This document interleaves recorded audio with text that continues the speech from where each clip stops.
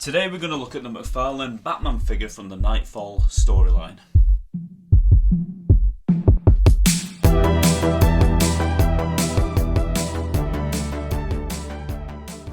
Now you may remember way back in 1992 DC Comics did something very daring, very risky, and they killed off the main character, Superman. Now the main reason they did this was because of declining comic book sales, and it worked. Comic book sales went up after the death of Superman. So in 1993, DC thought they'd do something very similar with Batman, but this time, instead of killing him off, they just decided to break his back. Now taste fear. Wait, what? Oh God! Oh, my back just snapped like a pack of uncooked spaghetti! This storyline was nothing short of amazing. In the comic, Bane breaks out all the inmates of Arkham Asylum just to wear Batman down because he has no option but to round them all up and put them away again.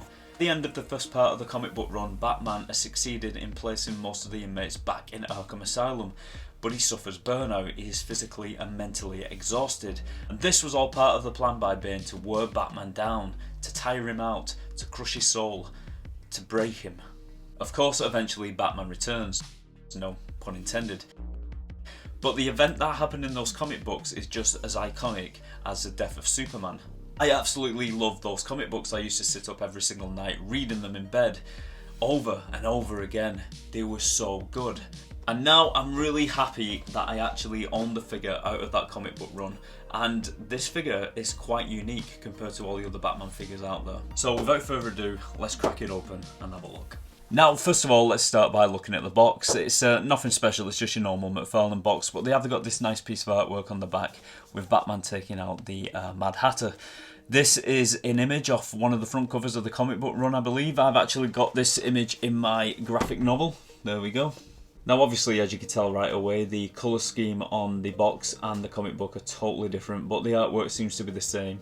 Okay, so first of all, you get usual McFarlane Toys trading card. These are growing on me. Like I said in my last video, I wish that I'd kept more of these.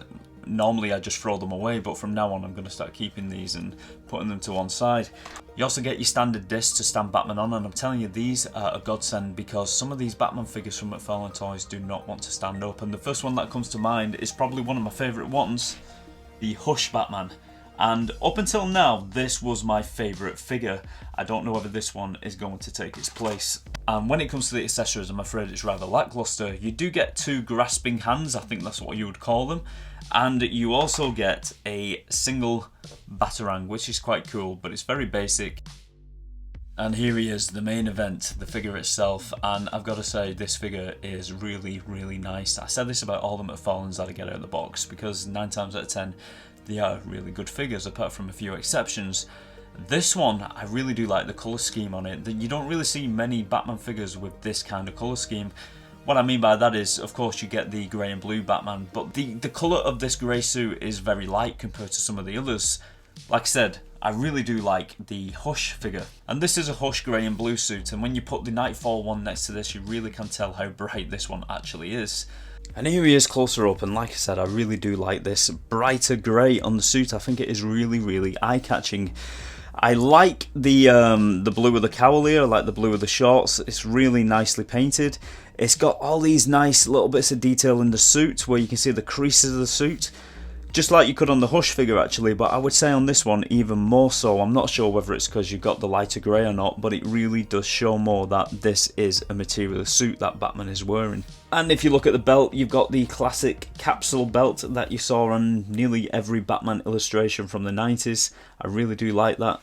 And the sculpt of the cape is nothing fancy, it's very basic, just kind of blowing in the wind there. But I do like it. Sometimes I think simplicity is best. As we turn him around here, you can see his gloves here have got the very classic spikes from the 90s, nothing too fancy, just very basic. And the design of this Batman is very simplistic. And I think simplicity is actually a good thing with this figure because it really does look nice and it really does do this figure justice. I know 9 times out of 10 we're always moaning that we want more detail, but this one, it has all the detail packed in here, but it's very subtle, and I really think it really does make the figure look all that better. Now, looking at your emblem, I really do like it. It's your classic black and yellow Batman oval emblem, and I think it really does look nice. Mine has a little bit of scratching here on the yellow, which I've just noticed. I might touch that up I might not, because from afar I can't really see it. But yeah, that's a bit of a shame that the scratches are. Another thing I've noticed is the head doesn't look quite right around the jawline on mine. Now, looking at it from the side and looking at it from this side, you can't really tell. But looking at it straight on, there's something off about this jawline here. I'm not sure whether all the other figures are like that. If you've got a figure and yours is looking a little bit off, I'd love to know in the comment section. Onto the actual face, the mask is really, really well sculpted, apart from the jawline, and the face is really, really nice with a different shade of paint here for the lips. It really does look good. So overall, I think it is a really nice Batman figure. It's very simplistic, which I think is good. It doesn't quite match up to every single panel in the comic book. Obviously, it's drawn by different people in the comic, and on some pages Batman looks different than others. But I think it's caught the essence of the Knightfall storyline. And yeah, I think it's just a really nice Batman figure, and if you don't have it in your collection, I think you should. So if you liked today's video, please be sure to subscribe so you don't miss any future videos. And until next time, I'll see you very soon.